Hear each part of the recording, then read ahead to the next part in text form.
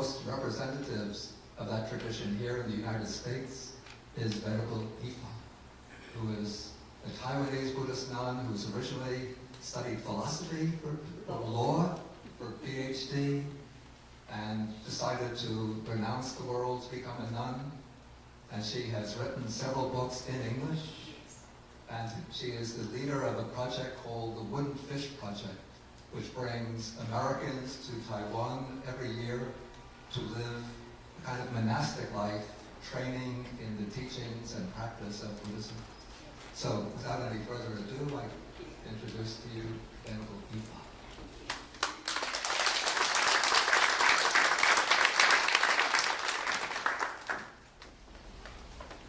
Good evening.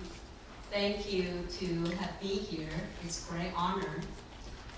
In Chinese saying that the first speaker are the ones who throw out the brick stone, but to invite a gemstone called Pao Zhuan Yin Yu. So that means I invite later. We're going to have the speaker more wisdom words for us.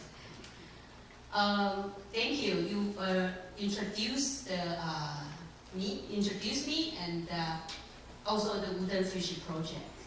And this year's what I'm focused on is called Woodenfish. Every year we bring about 50 college students, mostly from United States and Canada and Europe, to come to Asia, Taiwan.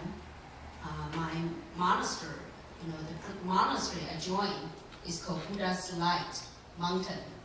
So they spend 1 month there, study Buddhist philosophy, and also practice meditation. Especially, they have a big challenge is 1 week silence meditation. And right now, this program has been growing. It's 8 years now, so we have almost close to 500 what we call the Woodenfish alumni network. And some of them are here. Could I have you standing up? Our Woodenfish here.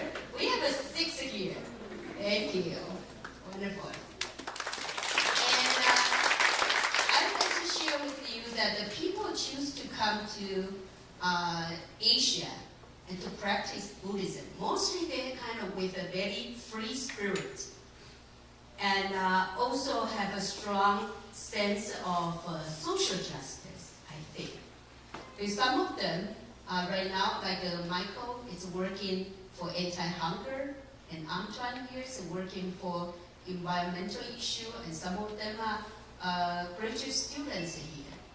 And I feel that I want to share with you why I'm so focused on this project and why I became a nun, and what kind of Buddhism we practice. When I was young, the value of justice, it's my major philosophy in my life, or the major value in my life. So when I was young, I also thinking that to tackle the social issue is we have to deal with the infrastructure of the society.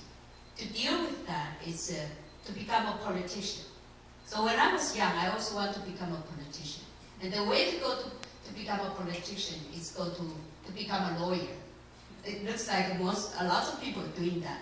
That's why I went to law school. So when I was 20, I was studying at the National Taiwan University in law school. No religion, no belief at all. So during that, the second year in the college, a friend of mine invited me, said, "Well, you should go to this called Buddhist summer camp." I only heard about summer camp, so I think it's the place to make friends and food and drink.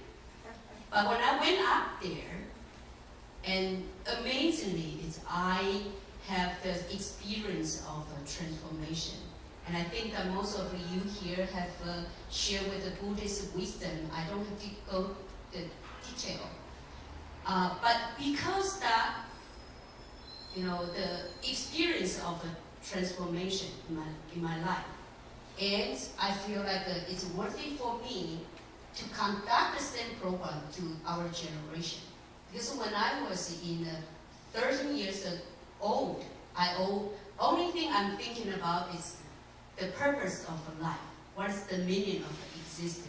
Sometimes my friends think I'm weird. So, when I was in Fo, a lot of people ask me why. Well, when I went up to Fo Guangshan for 2 weeks, the program is for 2 weeks, from a law school students, and I decided to shave my head after 2 weeks. I shaved my head and become a nun. So it has been for 30 years now. And I'm very happy with this path. But it never reduced my dedication to, for the social justice. And the temple I went there is called Fo Guangshan, Buddha's Light Mountains. And the founder is called Venerable Master Xing Yun. That's my teacher.